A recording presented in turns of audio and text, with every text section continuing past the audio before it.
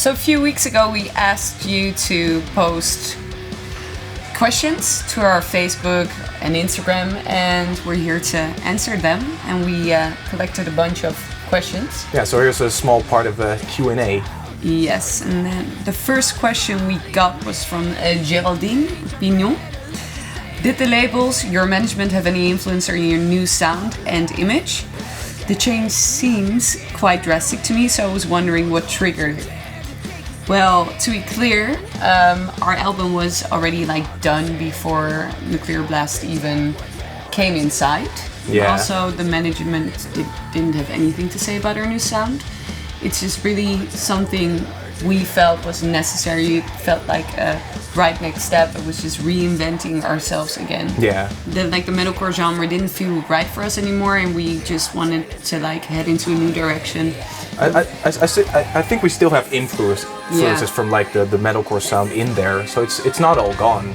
But also, I would say I would never accept a label to be pushing a sonic direction from us. Yeah. I think that's crazy. I mean, you can work with your label on lots of things, but eventually it comes down to you making the music that you want to make. So the second question comes from James Blick. I hope I'm saying that right. I noticed the scream-yell hybrid vocal style in the new song and was wondering, is this a vocal style that is seen all throughout the new record, or are there songs with more distinctly contrasting clean vocals and screams? I think that's a great question. Yeah, it's a great question. Well, no, it's and the scream-yell hybrid, it's not in every song. We have a few songs that are influenced by Pantera. We really like his screams, so, but no, the entire album really is just, I think vocally really diverse. Yeah, we were really surprised because we wanted to, I guess push for a wider range of vocal things, and we worked together with Caroline on that, and I mean, we knew that she had a pretty broad range because you already did the really intense screaming and the low growling and then the clean vocals. But we always assumed that the stuff in between, that wasn't really within your range. And then she just blew us away. When we did the in between sort of the growly type singing, we were just wow, she's really great at that. It worked. It worked out. The next question is by, I'm not sure if I'm gonna pronounce this good, Idris Memodali. Idris Memodali. Are you guys married or in a serious relationship? Do you have kids? If this is the case, how do you manage this with a life on the road? Well, you don't. But we don't need to. I think 3 of the guys in the band have a serious relationship, are in a serious relationship, and they live together with their girlfriends, and their girlfriends instantly starts crying when they say we need to go out on tour. So there's a bit of friction over there, but nothing we can't handle. Yeah. But no, both Mathijs and I are super alone. Single and ready to mingle. Single and ready to mingle. So for us, it's super doable just to head out on the road and just pursue your dreams and not having to talk to a partner or say goodbye to your kids about it. Yeah. We can really do whatever we like. Yeah, I can imagine that's difficult to combine. So we have another question from Idris Mamodali, which I hope I'm pronouncing correctly.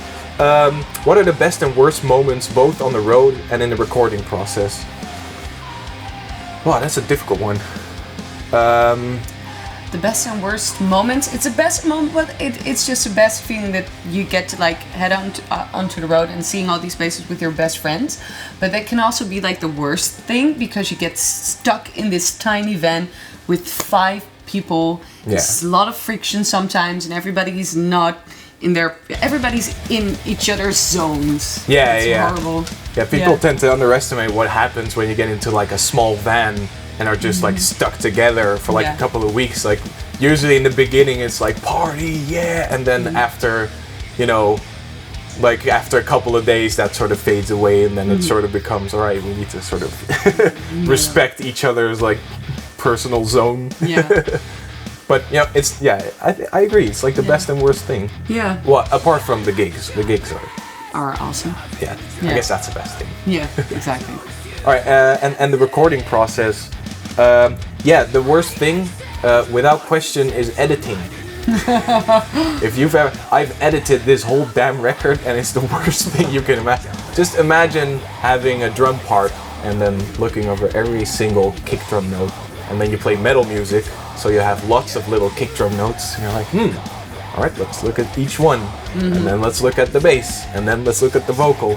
It's just hell. I think every engineer that's ever worked on an album can completely vouch on that one. You don't want to edit a record. Okay. I know, what's the worst for you? The worst for me is probably having to better your voice for like days and weeks straight, and that you're like, okay, well, this is my time to shine.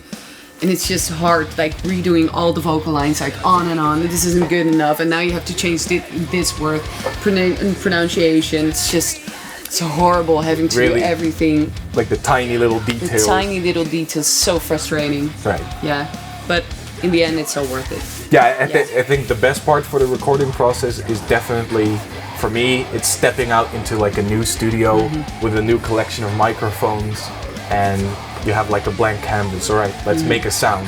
That's like that way the studio becomes your playground, and you can just create something new. For me, every time that we start working on a new record and step into the studio, I'm weeks in advance looking forward to that moment where you start like sculpting the sound. That's the best feeling in the world for me. This next question is by Nick Short. With your view from the stage, which swirling circle pit direction is the most pleasing for you to watch? Clockwise or anti-clockwise? Clockwise. Yeah, clockwise. Yes. Clockwise. I'm not sure why. That's like maybe It just feels more natural. Maybe we haven't played Australia. Maybe if we play in Australia, you have to do it like. Don't the toilets swirl like the other way? Is that so? Is that how it works? I'm not sure. I don't know. We should try it. Guys, thanks for all the questions so far, but there's more. So this was part 1, and stay tuned for part 2 on this same page.